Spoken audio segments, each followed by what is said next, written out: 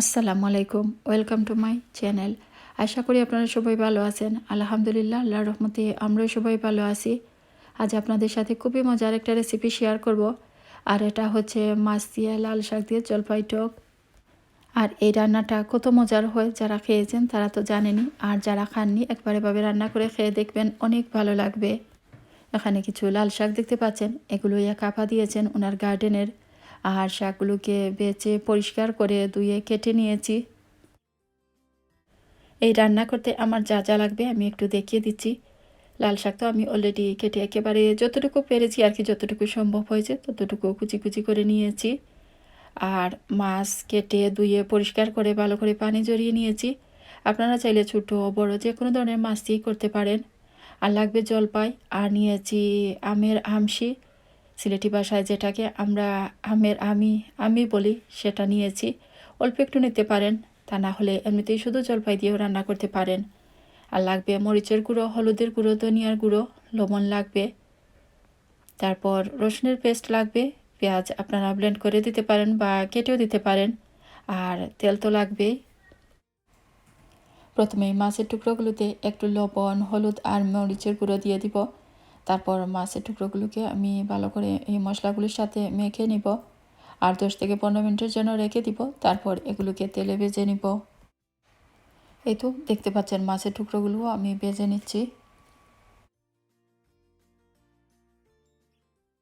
চুলায় একটা প্যান বসিয়ে দিয়েছি, আর তাতে আমি তেল গরম করে নিয়েছি। এর মধ্যে পেঁয়াজের পেস্ট আর রসুনের পেস্টও দিয়ে দিলাম। পেঁয়াজ আমি গ্রেট করে দিয়েছি, আপনারা চাইলে ব্লেন্ড করে বা কুচি করেও দিতে পারেন। আর রসুনের পেস্টও দিয়ে দিলাম, আর লবণও দিয়ে দিলাম পরিমাণ মতো। তারপর নেড়ে চেড়ে কিছুক্ষণ কষিয়ে নিব। পেঁয়াজ কষানো হয়ে গেলে এর মধ্যে আমি অল্প একটু পানি দিয়ে দিব, এতে করে গুঁড়ো মশলা দিলে মশলা আর পুড়ে যাবে না। তারপর এর মধ্যে আমি গুঁড়ো মশলা দিয়ে দিব। গুঁড়ো মশলার মধ্যে ধনিয়ার গুঁড়ো, মরিচের গুঁড়ো আর হলুদের গুঁড়ো দিয়ে দিব। তারপর নেড়ে চেড়ে কষিয়ে নিব। অল্প করে আমি ধনিয়ার গুঁড়ো আর মরিচের গুঁড়ো দিয়েছি, আপনারা আপনাদের ইচ্ছে মতো কম বেশি দিতে পারেন। তারপর নেড়ে চেড়ে আমি ভালো করে কষিয়ে নিব। আর আমরা সবাই জানি যে কোনো তরকারির মশলাই ভালো করে কষিয়ে নিলে খেতে ভালো লাগে, আর কোনো কাঁচা গন্ধও থাকে না। এ তো দেখতে পাচ্ছেন মশলা আমি কিছুক্ষণ সময় নিয়ে কষিয়ে নিচ্ছি। তারপর এর মধ্যে আমি 1.5-2 কাপের মতো পানি দিয়ে দিব। তারপর নেড়ে চেড়ে পানির সাথে মিশিয়ে ডেকে রেখে দিব, আর 4-5 মিনিট হাই হিটে জাল দিব।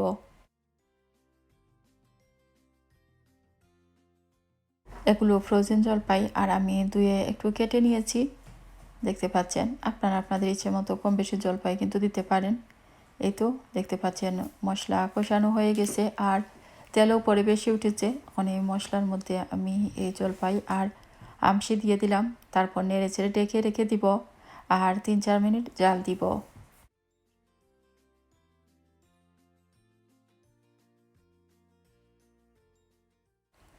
কেটে রাখা সেই লাল শাক আমি এখন এর মধ্যে দিয়ে দিব।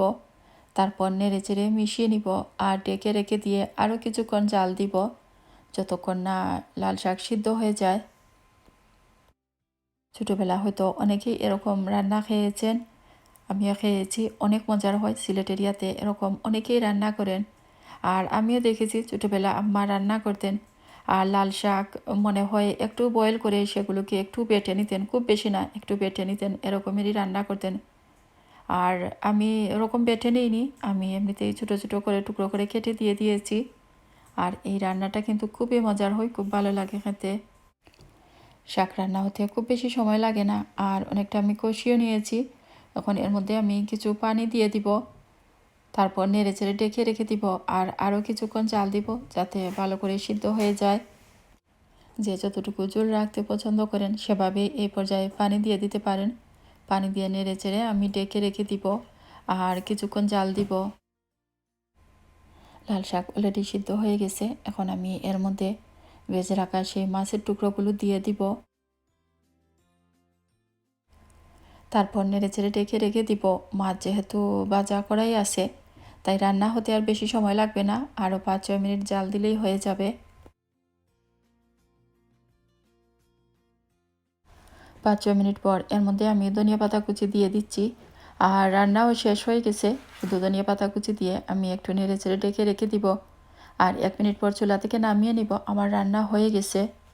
গত সপ্তাহের পার্টিতে আমি এই রান্নাটা করেছি আর সবাই কিন্তু খুব ভালো পেয়েছে, সবাই খুব প্রশংসা করেছে। আসলে কিন্তু রান্নাটা অনেক মজা হয়েছিল। আপনারা যদি এভাবে রান্না করেন তাহলে আপনাদের কাছেও আশা করি এই রেসিপিটি ভালো লাগবে। সবাই ভালো থাকুন। আজকের মতো এখানেই বিদায় নিচ্ছি। আল্লাহ হাফেজ।